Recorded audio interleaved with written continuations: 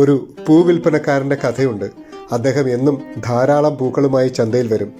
കുറേ പൂ വിൽക്കും. വെയിൽ ശക്തമാകുമ്പോൾ കുറേ പൂക്കൾ വാടിപ്പോകും. വാടിയ പൂക്കൾ ആരും വാങ്ങാത്തതുകൊണ്ട് അതുമായി അയാൾ വീട്ടിലേക്ക് മടങ്ങും. ഒരിക്കൽ ഒരാൾ അദ്ദേഹത്തോട് ചോദിച്ചു, ഈ വാടിയ പൂക്കൾ ആരും വാങ്ങില്ല, പിന്നെ എന്തിനാണ് അത് വീണ്ടും വീട്ടിലേക്ക് ചുമന്നുകൊണ്ടു പോകുന്നത്? ഈ ചോദ്യത്തിന് പൂവിൽപ്പനക്കാരൻ ചിരിച്ചുകൊണ്ട് മറുപടി പറഞ്ഞു, എനിക്ക് ഏറ്റവും കൂടുതൽ ലാഭം തരുന്നത് വാടിയ പൂക്കളാണ്, വിറ്റുപോയവയല്ല. വാടിയത് കൊണ്ടാണ് പൂക്കൾ അവഗണിക്കപ്പെട്ടത്. ഒരു വാടിയ പൂവിൻ്റെ വിത്തിൽ നിന്നും ധാരാളം ചെടികളും പൂക്കളും എനിക്ക് കിട്ടും. ജീവിതമെന്ന ഈ യാത്രയിൽ അല്പം താഴ്ന്നു കൊടുത്തതുകൊണ്ടോ പിറകിലായതുകൊണ്ടോ അവഗണന നേരിടേണ്ടി വന്നിട്ടുണ്ട് എങ്കിൽ ദുഃഖിക്കേണ്ട ആവശ്യമില്ല. അകറ്റി നിർത്തിയവർക്ക് മുമ്പിൽ വിലയുള്ളവനായി ഉയർത്താൻ വളർത്താൻ ദൈവത്തിന് കഴിയും.